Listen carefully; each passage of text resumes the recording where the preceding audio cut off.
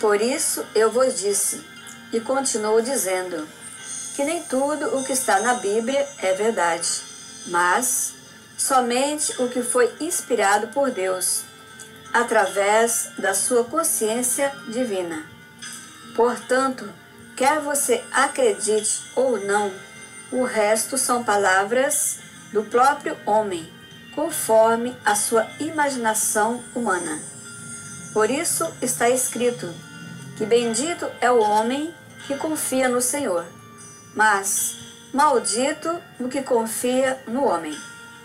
E digo-vos também que tem muitas partes na Bíblia que, para entender, não deve ser lida de maneira seguida, mas um pouco aqui e um pouco ali, como o próprio Deus nos ensinou através da mensagem especial a qual está na YouTube.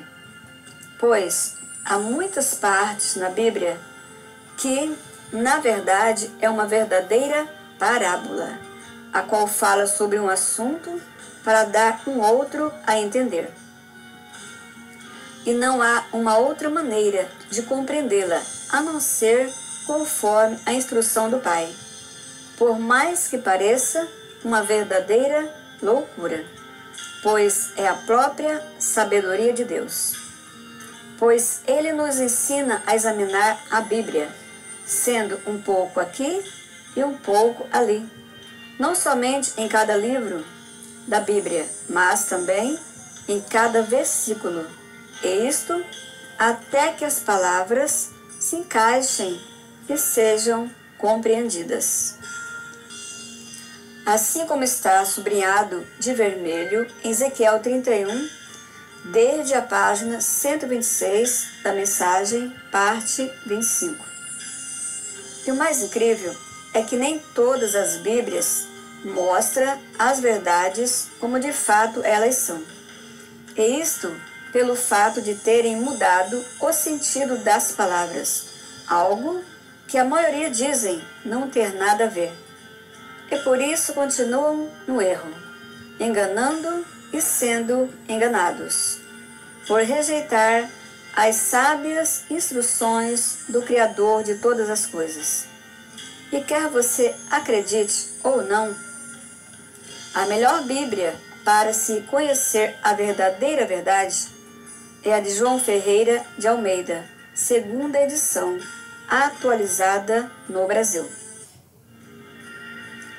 E infelizmente, até os dias de hoje, por falta do verdadeiro conhecimento que vem do próprio Criador, a maioria das pessoas continuam crendo que Deus realmente pegou o barro com as mãos e fez várias imagens em forma de homem e mulher, e depois saiu soprando o fôlego de vida em cada uma delas.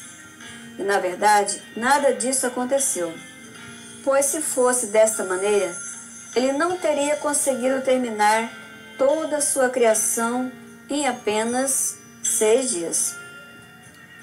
Pois tudo que ele criou foi somente através das suas poderosas palavras, e isto desde o começo até o fim. Pois antes dele começar toda a sua criação, ele imaginou como tudo seria e que nome daria para tudo o que viesse a criar. E daí, porém, lhe passou a ver através da sua consciência cada coisa no seu devido lugar, da maneira exatamente como ele imaginou. E tudo conforme surgiu na sua mente criativa, ele então determinou que assim acontecesse. Mas, antes dele começar a chamar a sua criação à existência, primeiro ele colocou em um papel o nome de tudo e de todos, para tão somente chamar ou ordenar a sua existência. Como por exemplo, produza a terra seres humanos, conforme a minha imagem e semelhança, Adão e Eva, Júnior e Juliana, etc. Até hoje, ou seja, até os dias de hoje, também, a maioria continuam crendo que tudo o que de ruim acontece é causado pelo diabo, o qual o tem por inimigo. E por que a maioria continuam odiando o diabo? Porque nunca conseguiram perdoar Adão, por ser ele o causador de toda a ruína na terra, pois ambos são a mesma pessoa. E Adão, como já foi dito, é o próprio Jesus.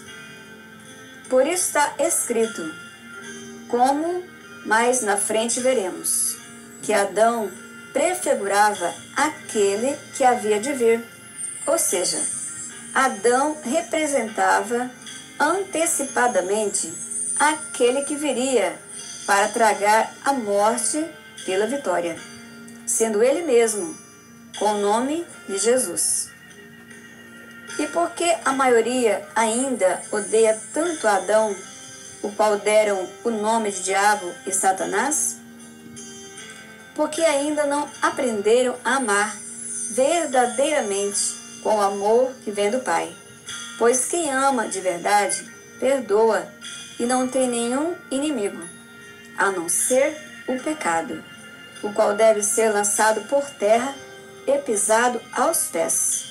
Pois são esses os inimigos, os quais estão escrito que Jesus colocaria debaixo dos seus pés, para depois vencer o último inimigo, o qual é a morte, tragando-a pela vitória. Pois do momento que Adão comeu do fruto, ele cometeu o pecado mortal, trazendo a morte para si mesmo e para todos. Pois, ao comer do fruto, foi aberta uma enorme porta para todos os tipos de pecados, os quais entrou no mundo e que antes não existia no planeta Terra. Pois nem todas as pessoas cometeram o pecado através do sexo contrário à natureza, mas cometeram outros tipos de pecados, como acontece até os dias de hoje. Pecados estes, os quais jamais existiriam se o tal fruto nunca tivesse sido comido. Por isso assim está escrito em Romanos 6, 12 e 14. Portanto, assim como por um só homem entrou o pecado no mundo, e pelo pecado a morte, assim também a morte passou a todos os homens, porque todos pecaram.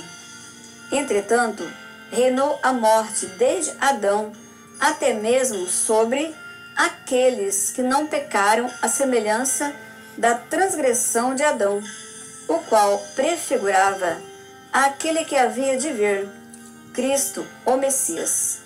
Porque, assim como em Adão todos morrem, assim também todos serão vivificados em Cristo, cada um, porém, por sua própria ordem, isto é, cada um por sua vez. Cristo as primícias, isto é, o primeiro, depois os que são de Cristo. E então virá o fim de toda dor, miséria, destruição e morte, quando ele entregar o reino ao Deus e Pai, quando houver destruído todo o principado, com toda potestade e poder, porque convém que ele reine até que haja posto todos os inimigos debaixo dos pés. O último inimigo a ser destruído é a morte. 1 Coríntios 15, 22 a 26. É verdade, Jesus, o Cristo, em parte já está reinando aqui na terra, colocando cada dia um pouco dos seus inimigos debaixo dos seus pés. E quando ele, através da palavra da verdade, a qual vem diretamente do Pai, estiver destruído todo o principado, bem como toda potestade e poder, ou seja, todas as forças contrárias à verdadeira verdade de Deus, o Criador. Daí, porém, ele entregará o reino a Deus e Pai. E então virá o fim de tudo o que é mal, e a morte já não mais existirá, cumprindo assim o que está escrito: tragada foi a morte pela vitória. 1 Coríntios 15, 54. Pois, como já foi dito, verdade é, todos nós ficamos sujeitos à escravidão da morte por toda a vida, ou seja, morrer para nascer de novo e outra vez morrer, sem nunca ter fim. Por isso, Jesus, sendo o próprio Adão, tem passado por várias reencarnações, até vencer todo o pecado, o qual causa a morte. E esta é a sua última regeneração ou reencarnação, como será mostrado no decorrer da mensagem. E assim está escrito em Hebreus 5, 7 e 8. Ele, Jesus, no dia da sua carne, tendo oferecido com forte clamor e lágrimas, orações e súplicas, a quem o podia livrar da morte, a qual ficou sujeito por toda a vida, e tendo sido ouvido por causa da sua piedade, embora sendo filho, aprendeu a obediência pelas coisas que sofreu. Visto, pois, que os filhos têm participação comum de carne e sangue, deste também ele, Jesus, igualmente participou, para que por sua morte destruísse o poder da morte, isto é, o pecado, e livrasse todos os que pelo pavor da morte estavam sujeitos à escravidão da morte por toda a vida. Hebreus 2, 14 e 15. Pois só depois de vencermos todos os pecados, os quais Deus, o Pai, tem como seus inimigos, é que estaremos prontos para vencermos o último inimigo, o qual é a morte. E Jesus, sendo ele o próprio Adão, será o primeiro a lutar contra todo o pecado, até vencer. Pois foi por meio dele que o pecado entrou no mundo, causando a morte a todos. E é exatamente por meio dele que o pecado será totalmente destruído, para que a morte não mais exista. Pois Deus, o Pai, só passará a reinar em nós e sobre nós quando colocarmos todos os inimigos da nossa vida debaixo dos nossos pés. Começando pelo ódio, um forte inimigo, o qual impede de perdoar ao nosso próximo, seja ele quem for, pois onde estiver o ódio, não há lugar para o verdadeiro amor. Porque enquanto não pisarmos aos pés os nossos inimigos, sendo todo tipo de pecado, o pecado continuará reinando em nós, e não Deus, o nosso Pai, o único que pode destruir a morte por nosso intermédio. E Ele está muito desejoso para reinar sobre nós. Por isso assim nos diz: tão certo como eu vivo, diz o Senhor Deus, hei de reinar sobre vós. Ezequiel 20, 33.